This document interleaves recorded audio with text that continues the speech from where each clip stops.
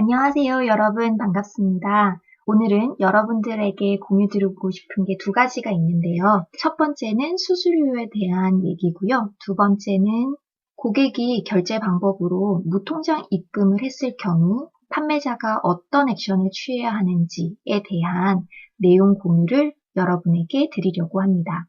첫 번째, 수수료에 대해서 먼저 얘기를 해볼게요. 제가 팔고 있는 제품 중에 상품 가격이 4,500원이고 배송비가 2,500원 가격인 게 있어요. 그래서 고객이 결제를 할 때는 7,000원을 결제를 하게 되는데 어느 날 갑자기 문득 이런 생각이 드는 거예요.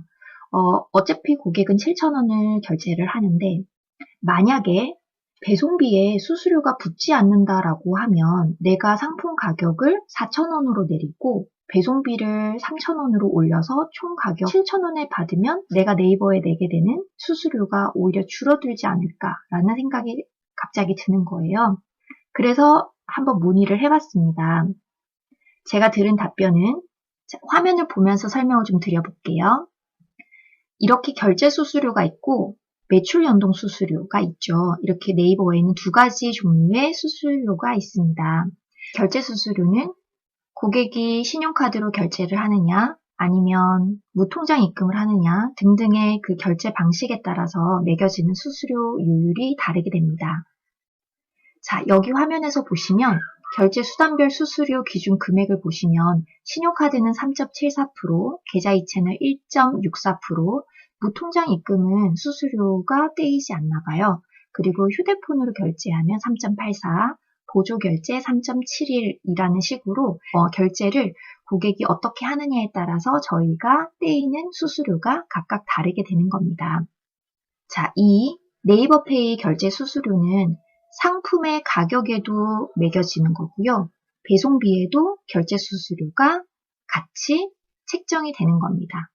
따라서 제가 궁금했었던 배송비의 수수료가 과연 붙을까라고 하는 거에 대한 답은 네, 배송비에도 다음과 같은 결제 수수료가 똑같이 상품 가격에 적용되는 것처럼 배송비에도 적용되는 것을 확인을 했습니다. 하지만 네이버에는 매출 연동 수수료라고 하는 또 다른 수수료의 형태가 있는데요. 매출 연동 수수료는 언제 발생을 하는 거냐면 여기 옆에를 보시면 매출 연동 수수료 구분이라고 하는 거에 네이버 쇼핑 검색이라고 써져 있는 이거에 대해서는 지금 수수료가 떼어 있는 걸 확인하실 수 있죠. 즉 네이버 쇼핑 쪽으로 고객이 들어와서 검색해서 제품을 구매하게 되었다면 판매자인 저는 매출 연동 수수료를 내야 하는 상황입니다. 하지만 배송비에 있어서는 매출 연동 수수료는 발생하지 않는다고 합니다. 다시 결론을 말씀드리면 배송비에 관해서는 결제 수수료 당연히 적용이 되는 거고요. 고객이 아무리 네이버 쇼핑 검색을 통해서 들어왔다 하더라도 배송비에는 매출 연동 수수료라고 하는 게 붙지 않는다라고 합니다. 네, 수수료에 대해서 조금 더 예를 보여드릴게요. 이 위에 있는 두 줄이 한 고객이 주문을 한 내용이거든요. 여기에 상품 가격이 나오고요. 여기 위에는 배송비만 따로 이제 따로따로 지금 구분이 되어 있는 상황입니다. 상품 가격에 대해서 이 고객은 네이버 쇼핑을 통해 가지고 검색해서 들어왔기 때문에 결제 수수료 붙었고 그리고 네이버 쇼핑 때문에 붙는 매출 연동 수수료가 발생하게 되었습니다. 하지만 배송비 2,500원에 대해서는 결제 수수료는 붙기는 했지만 네이버 쇼핑을 통해서 들어와서 결제를 했어도 배송비에 한해서는 매출 연동 수수료가 발생하지 않은 걸 확인할 수 있습니다. 이걸 클릭해서 한번 확인을 해볼게요. 이거는 이제 상품에 대한 수수료인데 클릭해서 한번 볼게요. 이 고객은 실시간 계좌이체를 했기 때문에 제가 떼는 수수료는 1.65% 정도 책정이 되었고요. 또 상품에 대해서 네이버 쇼핑 때문에 발생한 매출 연동 수수료를 클릭을 해볼게요. 네, 상품에 대한 매출 연동 수수료는 수수료율이 2%로 고정으로 정해져 있다라고 합니다. 신용카드로 결제하느냐, 계좌이체를 하느냐, 그거에 따라서 달라지는 게 아니라 네이버 쇼핑을 통해서 결제를 했으면 상품 가격에 한해서 매출 연동 수수료는 고정적으로 2%로 정해져 있는 내용도 알고 있으면 좋으실 것 같아요. 자, 다음은 배송비에 대해 수수료가 어떻게 붙었는지 보여드릴게요. 이거는 2,500원에 대해서 아까 그 고객이 실시간 계좌 이체를 했기 때문에 제가 떼이는 수수료가 이렇게 발생을 하는데 한번 눌러보겠습니다. 2,500원에 대해서 결제 수수료 1.65%가 적용이 된 걸 확인했습니다. 자, 여기서 제가 깨달은 걸 하나 얘기를 할게요. 저는 처음에 어차피 고객이 결제하는 총 금액이 똑같다라고 하면 배송비 가격을 조금 더 높게 책정을 해서 수수료를 적게 내면 어떨까라고 생각을 했는데 일단 배송비에 결제 수수료가 붙는 걸로 확인이 됐고요.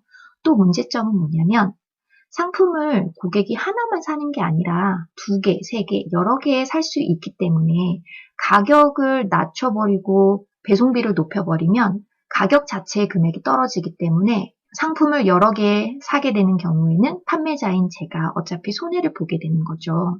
결제 수수료를 아끼기 위해서 머리를 좀 쓰려고 했다가 오히려 저한테 손해되는 그런 일이 벌어질 뻔했던 저의 경험담을 여러분들에게 공유드립니다. 두 번째로 제가 궁금했던 내용은 아침에 일어나서 스마트 스토어 센터를 한번 확인을 해봤더니 여기 결제 대기 쪽에 1건이라고 잡혀 있는 거예요. 보통은 신규 주문에 1건, 2건 이렇게 잡혀 있을 텐데 여기 결제 대기 쪽에 1건이라고 하는 게 잡혀 있어서 확인을 한번 해보니까 고객이 무통장 입금으로 하겠다라고 해서 주문을 해놓기는 했어요. 하지만 무통장 입금으로 돈이 아직 들어오지 않았기 때문에 신규 주문으로 잡히고 있지 않은 상황입니다. 그래서 저는 또 궁금했었죠. 이렇게 되면 이제 무통장 입금을 고객이 해줘야 되는데 저희 회사의 계좌번호를 따로 스마트 스토어에 등록해 놓은 게 없기 때문에 고객은 도대체 어떻게 무통장 입금을 해줄까라고 하는 게 궁금했었습니다. 그렇다고 해서 그냥 가만히 뭐 알아서 되겠지라고 가만히 앉아 있었던 게 아니라 상담사에게 한번 문의를 해보니까 판매자는 따로 액션을 취할 건 없다라고 하고요. 고객이 무통장 입금이라고 딱 선택을 하면 네이버에서 자동으로 가상 계좌 번호를 전송을 고객에게 해준다라고 합니다. 그래서 고객은 그 가상 계좌를 받아서 입금을 해주면 여기에 있던 1건이 신규 주문 1건으로 넘어오게 된다라고 합니다. 요점을 말씀드리면 무통장 입금으로 뭐가 잡혀 있을 때 판매자가 따로 할 일은 없다. 그냥 편안하게 기다리시면 고객이 결제를 하고 나면 신규 주문으로 넘어오니까 그때 물건을 발송하면 된다라고 알고 계시면 될 것 같아요.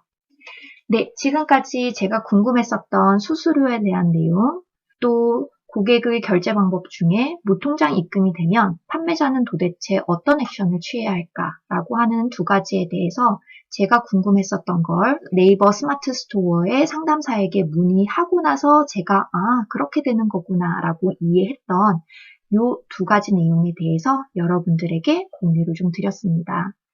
긴 영상 봐주셔서 너무 감사드리고요. 영상이 유익하셨다면 좋아요, 구독하기 부탁드리겠습니다. 그럼 오늘도 건강하시고 부자 되세요. 감사합니다.